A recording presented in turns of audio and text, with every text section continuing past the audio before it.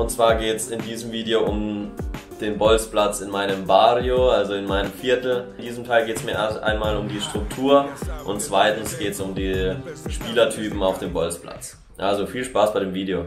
Meine persönliche Mission hier in Spanien ist, mehr über den Fußball zu erfahren. Ich will persönlich ein globaleres Bild vom Fußball bekommen.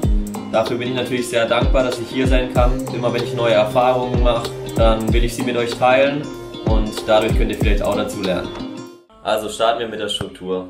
Es ist so, dass hier die Leute sich jeden Samstag treffen auf dem Bolzplatz hier in meinem Viertel. Die Leute kennen sich, die meisten. Dann werden Teams eingeteilt. Zu den Regeln: Es wird Futsal gespielt, also mit Futsalball. Außerdem, wenn der Ball ins Seiten ausgeht, wird eingekickt. Wir spielen hier immer 4+1 gegen 4+1. Der Torwart darf auch, wenn er angespielt wird, Hand nehmen, also sie spielen ohne Rückpassregel. Und zum Torwart kann man vielleicht noch sagen, dass niemand ins Tor will. Deshalb haben wir es in unserem Team so gemacht, dass am Anfang vom Spiel der zuletzt die Latte oder den Pfosten berührt vom Tor, der wird Torwart. Wann endet ein Spiel? Es wird so lange gespielt, bis ein Team 2 Tore erzielt oder 10 Minuten, wenn keine 2 Tore passieren. Also nach 10 Minuten ist dann fertig und das Team, das länger auf dem Feld war, das muss dann runter. Ansonsten bleibt natürlich immer der Gewinner. Also kommen wir zum zweiten Punkt, zu den Spielertypen. Spielertypen gab es durchweg eigentlich alles. Also es gibt immer wieder ein Team, das sind Kollegen, die sind 27, 28, 30 und ich war jetzt heute zum Beispiel in einem Team mit 2 15-Jährigen, einem 16-Jährigen und so mischt sich das aber immer wieder durch, also dass man mal gegen Ältere spielt, mal gegen Gleichaltrige, mal gegen Jüngere auch. Das ist natürlich auch der Reiz eben am Bolzplatz, dass man komplett verschiedene Gegner hat und daraus auch immer wieder Erfahrungen, aus diesen Erfahrungen auch wieder was lernen kann. Vom Niveau her war auch alles dabei, also richtig starke Techniker vor allem, aber auch immer mal wieder ein paar Spieler, die nicht so eine gute Ausbildung oder Technik haben. Was die Mentalität von den Spielern angeht, ist auch so, dass es ein paar Spieler gibt, die halt unbedingt gewinnen wollen, die sehr ehrgeizig sind. Das merkt man auch. Und dann gibt es auch wieder Spieler, die einfach nur chillen wollen, Spaß haben wollen auf dem Bolzplatz, dann immer mal wieder auch ins Tor gehen oder einfach hinten stehen bleiben oder vorne stehen bleiben.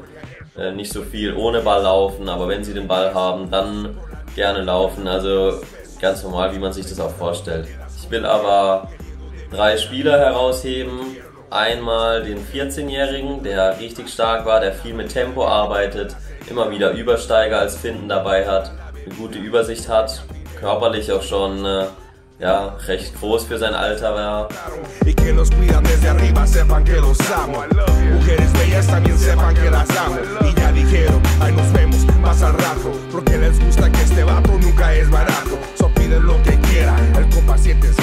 Und der hat mir auf jeden Fall richtig gut gefallen. Dann gab es heute noch einen zweiten Spieler, einen 19-Jährigen im Barca-Trikot, der sehr viel mit Ballrollen gearbeitet hat, Finden oder mit einer Ballrolle, dann einer Passfinte, Ball wieder zurückgezogen und dann auf der anderen Seite durchgebrochen ist.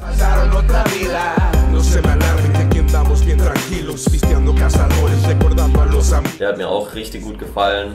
Und dann noch den letzten Spielertypen, der ist mein absoluter Favorit, weil der einfach extrem skillt auf dem Bolzplatz. Das gefällt mir richtig gut. Der hat sicherlich schon die ein oder andere Fußballkalenderfolge von den Nachwuchstrainern angeschaut, weil der hat echt coole Skills drauf. Was ich bei dem auch richtig stark finde, ist, wie er mit seinem Körper arbeitet. Also er ist ein bisschen breiter, ein bisschen korpulenter. Und wenn er den Ball hat, dribbelt er natürlich mit seinem Gegner-Fernfuß, stellt den Körper rein, arbeitet viel mit Ballrollen, dann Passfinden, manchmal hinterm Standbein so eine Passfinte. Wenn er Platz hat, legt er sich selbst den Ball hoch und schießt dann Volley. Einfach so Dinge, so Kleinigkeiten, die einfach dann effektiver sind, um den Gegner zu verwirren oder beim Schuss irgendwie die Schussstärke verbessern können, gerade auch mit dem Futsalball. Und das hat auf jeden Fall echt, oder macht jedes Mal Spaß, ihm zuzuschauen und gegen ihn zu spielen. Macht eigentlich auch Spaß, weil es immer wie eine kleine Herausforderung ist. Das war's auch schon mit dem ersten Teil. Der zweite Teil folgt sogleich. Wenn ihr noch mehr über die Atmosphäre von dem Bolzplatz wissen wollt und die Taktik oder die Art des Fußballs, die dort gespielt wird auf dem Bolzplatz, dann schaut euch gerne den zweiten Teil an. Ich würde mich freuen. Ich freue mich, meine Erfahrungen mit euch zu teilen. Kommentiert gerne, was ihr noch wissen wollt. Wenn ihr Fragen habt, ich freue mich da extrem, das auch hier in Spanien herauszufinden oder von meinen Erfahrungen zu berichten. Und dann sehen wir uns. Haut rein.